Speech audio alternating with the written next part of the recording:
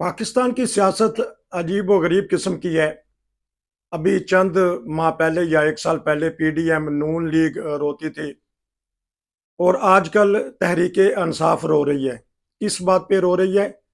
कहने वाले कहते हैं कि आने वाले सालों में ये तीनों मिलके पीपल्स पार्टी, नून लीग, तहरीक-ए-इंसाफ ये एक दूसरे को जप्फी डाल-डाल के रोएँगे कि हमारे साथ कर क्या दिया किसी ने? कौन-सा आईनी हाथ है जो हमारे पर चल चुका है बल्कि मुक्का मार दिया गया है।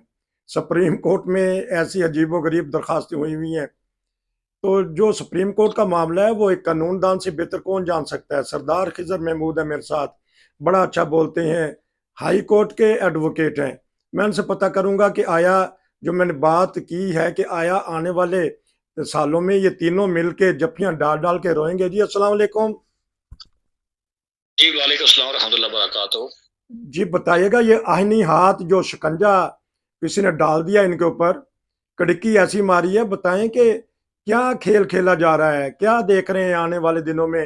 वो उधर से साहब जो आपने जक्शन डाल के रोने वाली बात की है, जी, बात ये है कि बाज़ार तो लगता ही है कि जो इस सब के जो बड़े मेवर मरकज़ थे इमरान खान साहब, उनके पास तो रोने के लिए कंधा कोला बचे।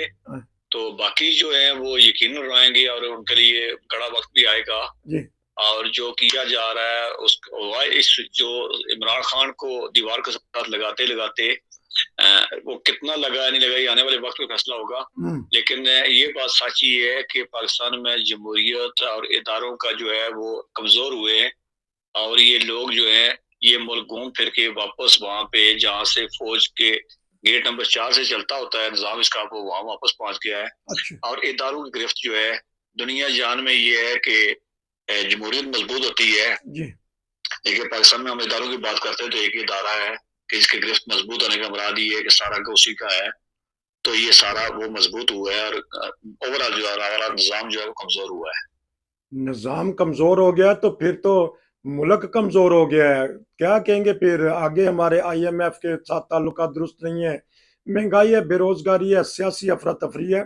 सुप्रीम कोर्ट में क्या खेल खेला जा रहा है? ये बताइएगा। देखिए गैस ज़िंदगी है, हमारा आईएमएफ का मामला ये है कि हमारे हुक्मरानों के अयाशी हैं, लल्ले-तलल्ले अभी आपने देखा होगा, $1 अरब के लिए हम तरले कर रहे हैं और ये जो फरवरी में हमारा मायदा आना था, वो मायदा आज तक इस वक़्त तक नहीं हो सका है। हुँ, उनके मुतालबात भी मानते गए, लेकिन दूसरी तरफ से देखें आप कि अभी जो रिसेंटली जो बिल पास हुआ है, वो सेनेट के चेयरमैन के लिए मराठ का, जी, यानी वो मराठ अगर देख लें तो किसी शायद बादशाह को भी वो मैसर नहीं है ठीक। कि उनको पेंशन भी मिलेगी, उनको घर भी मिलेगा, उनको 50 लाख रुपया घर के रेनोवेशन के लिए मिलेगा, उनको तायात जो है वो बीएबी प्रोटोकॉल मिलेगा, हुँ, उनको गाड़ी का खर्चा मिलेगा, वो 12-14 उनको मुलाजमीन मिलेंगे।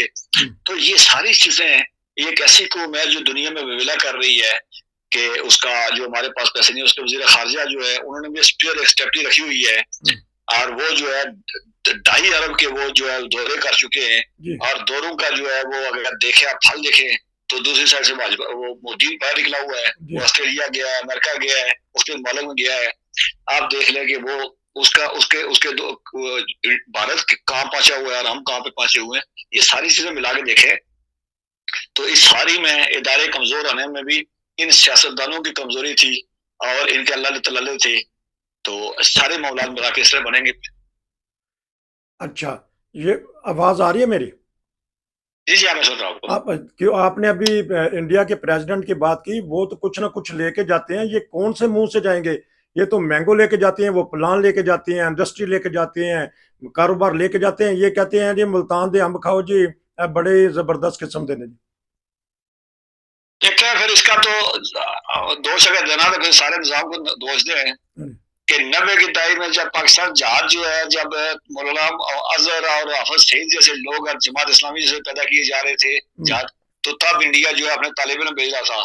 ठीक, आज देखिए वही तालिब इल्म जो है वो इंडिया दुनिया की जो 19 बड़ी जो इदारे हैं उनके जो है सीईओ इंडिया नियाद हैं। जी, उसके बाद देख रहे हैं फेसबुक के, देख रहे हैं ट्विटर के जो मालकान जो है जी, वो भारत पहुंचे हुए हैं।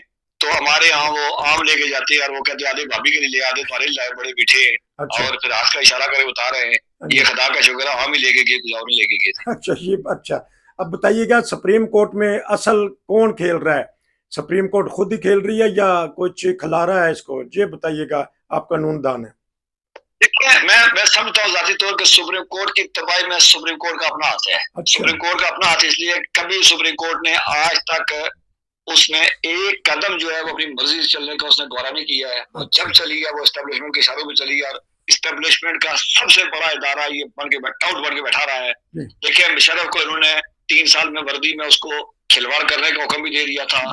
उसके बाद ये जो पिछली हुकूमत जब गई है उसमें 3 जनरल जो है वो 3 जजेस उठा के तो जो कोई बंदियाल करते रहे, बंदियाल साहब का एक फैसला दूसरे फैसले से कंट्राडिक्ट करता रहा है। एक फैसले की तस्वीर कुछ और थी, दूसरे की कुछ और कर दी गई। तो जब ये सारा कुछ करेंगे तो आज के दौर में आखिर आपने जाके जब कानून इंसाफ आपके घर आईना आपके घर की खेल बढ़ जाए तो फिर आपने बंद गली में जाना है।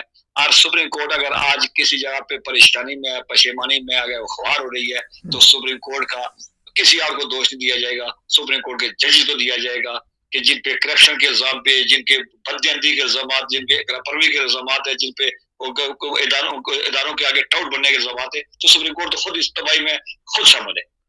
फौज इन एक्शन है, बड़ा उन्होंने कुछ बता दिया आज आके तर्जुमान ने, क्यों ऐसी बगावत हो जाती है हमारी फौज में? ये आज का जो है वो बड़ा मैंने पहले भी कहा था इस पे कि बहुत सारे लोग जो कह रहे थे कि जी ये 9 मई पे हमला, 9 मई को जो हमला हुआ है कोटकबॉर्डर उस पे हुआ, उसके बाद मियांवाली में हुआ, उसके बाद एबटाबाद में हुआ, उसके बाद मरदान में हुआ, पिंडी में जेएसके में हुआ, तो फौज की जो है वो मस्ती शामिल थी, फौज की गफलत शामिल थी। आज के ISPR के जो 2 बयान जो पैगाम आया उसमें उन्होंने कहा जी कि लेफ्टिनेंट जनरल पे 3 नाल अफसर जो है उनके खिलाफ कार्रवाई की गई है, 3 मेजर जनरल हैं, 7 ब्रिगेडियर हैं, 15 जो दूसरे हाई रैंक के अफसर जो है जिनके खिलाफ जो है वो कार्रवाई हो चुकी है। ये 3 जो पहले मैं कह रहा था आला अफसर के लोगों से बर्खास्त कर दिया गया है और दूसरों के खिलाफ जो तालीमी कार्रवाई बनती है वो उनको रैंक रोकना होता है, उनकी पेंशन रोकना होता है, उनको सजा देना होता है, उनको डिमोट करना होता है, ये सारी सजाएं। एक जनरल साहब की जो है 4 स्टार जनरल जो है उनकी बेगम जो है वो अंडर ट्रायल है, उसके बाद एक का दामाद जो है, एक की नवासी जो है वो अपने मशहूर केस नवासी वाला, ये सारे मामलात है। अब चीज ये है कि दूसरी साइड सुप्रीम कोर्ट में केस लगा हुआ था, सुप्रीम कोर्ट में केस लगा तो पहले दिन जो है फायद ने उस पर कहा कि जी 1900 ये कानून जो फौज के ट्रायल में बात कर रहे हैं आप, ये 1952 का कानून है, 1952 का कानून आया, उसमें चलता रहा, फिर 73 का आइन आया, फिर आप नहीं बोले, उसके बाद 3 साल से पेशावर के अंदर जो है वो बहुत सा अपील इस तरह के केसेस जो है वो रिटेप पड़ी हुई है, अपीलें पड़ी हुई है, उस पर कभी कोई बात नहीं की किसी ने। अब आके तो उन्होंने कहा जी procedure and rules and procedure act जो है उस पर स्टे आया हुआ, जब तो उस पर फैसला कोई ना आए। फिर दूसरी तरफ आप देखें तारक मुसाउद साहब निकल गए, उसमें सरदार तारक मुसाउद निकल गए। आज जो है ये जो मंसूर जो है, मंसूर रिशा, वो छोड़ गए उसको। अच्छा। अब 6 जज रह गए। आज ये जो हमारे चीफ जस्टिस साहब उनका तो वैसे भी मोराल बड़ा डाउन था और वो परेशानी में थे, वो कह रहे थे कि जी छड़ी जो है हमें इस्तेमाल कर, कोई और इस्तेमाल कर रहा है। अच्छा। उस परेशानी पशेमानी में थे और वो ये उठते हुए उम्मीद कर रहे थे कि जी मैं उम्मीद रखता हूँ कि जब तक इस केस का फैसला हो तो इस केस का फैसला होता तब तक जो है ट्रायल ही होगा। उनके उठते ही दूसरी साहब ISPR ने अपनी प्रेस कॉन्फ्रेंस कर दी और उन्होंने खा के कह दिया कि 102 लोग जो उनका ट्रायल हम कर रहे हैं। तो सुप्रीम कोर्ट अब इस सारे में सुप्रीम कोर्ट क्या खड़ी होगी? सुप्रीम कोर्ट ने पहले एक कमजोर केस में हाथ डाला, KP के उसने छोड़ा, उसे कहा पंजाब में रखेगा, हम चीखते रहे, हम चिल्लाते रहे, हमने कहा कि ये नहीं होगा। आज चूंकि सुप्रीम कोर्ट की गिरफ्त कमजोर थी, जो जिसने असेंबली तोड़ने का मशवरा दिया था उसकी अपनी गलती थी और वो सारा मामला मिला के वो जो सुप्रीम कोर्ट आज भी बैठी हुई है कि 9 मई वो जो उसका 14 मई को जो इलेक्शन आए थे, 14 मई आज जुलाई शुरू हो चुकी है।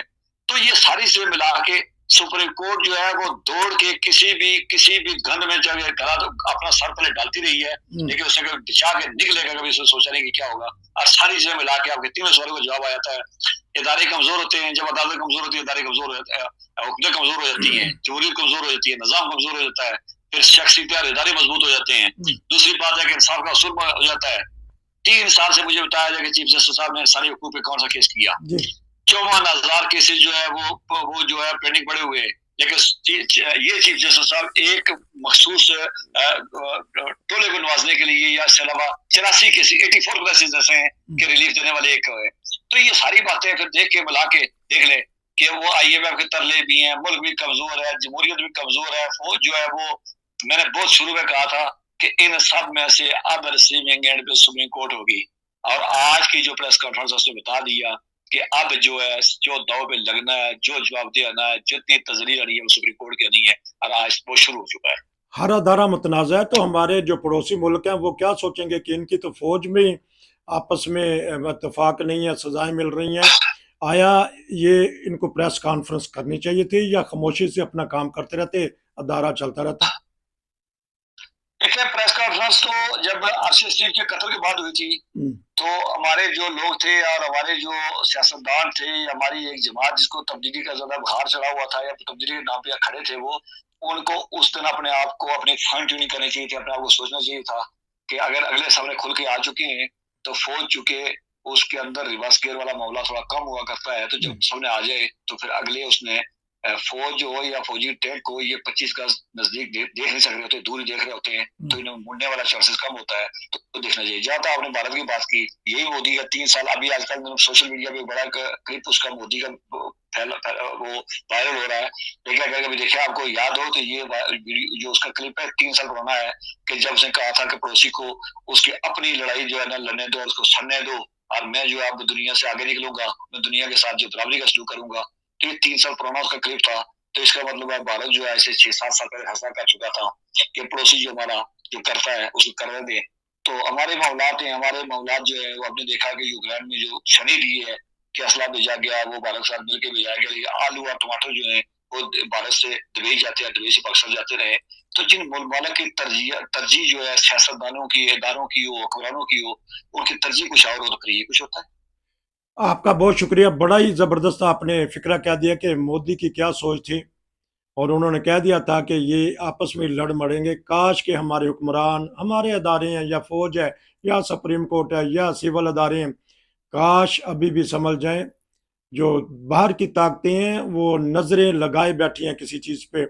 सरदार जो हमारे साथ हैं खिजर महमूद साहब अच्छी तरह बोलते हैं, क्योंकि वक्त कम होता है, दिल करता है कि इनकी बातें सुनते रहें।